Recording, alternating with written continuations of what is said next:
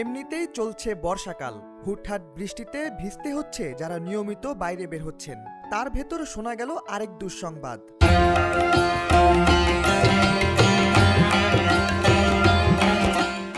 ভেজার পরিমাণ বাড়বে, দেশে আসতে চলেছে আরেকটি বৃষ্টি বলয়, যার ফলে দেশের প্রায় সব এলাকায় বৃষ্টির সম্ভাবনা রয়েছে বলে জানা যায়। নতুন এই বৃষ্টি বলয়ের নাম দেওয়া হয়েছে ঈশান, যা এবছরের 10ম বৃষ্টি বলয় ও এই মৌসুমের ষষ্ঠ, যা রাজশাহী, রংপুর ও ময়মনসিংহ দিয়ে দেশে প্রবেশ করবে এবং আগামী 9 আগস্ট দেশ ত্যাগ করবে। 2 August Bangladesh weather observation team তাদের ফেসবুক পেজে এমন তথ্য জানিয়েছে। সংস্থাটির ফেসবুক পোস্টে বলা হয়, এটি একটি পূর্ণাঙ্গ বৃষ্টি বলয়।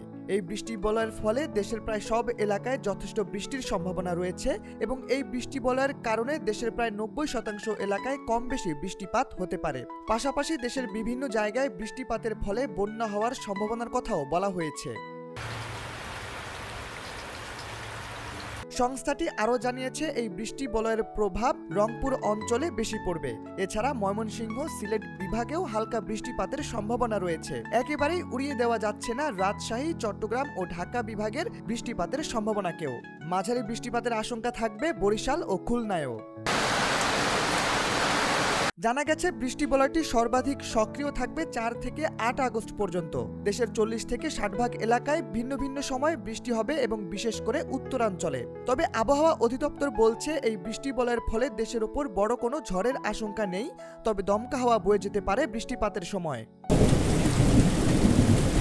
এদিকে আবহাওয়া অধিদপ্তর থেকে আরও বলা হয়েছে, বৃষ্টি বলয় চলাকালীন দেশের উত্তর ও মধ্যাঞ্চলের এলাকাগুলোর অধিকাংশ এলাকায় আরামদায়ক আবহাওয়া বিরাজ করতে পারে।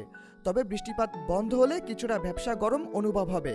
ঈশান চলাকালীন সময় বেশি সক্রিয় স্থানে রোদের উপস্থিতি তেমন টের পাওয়া যাবে না।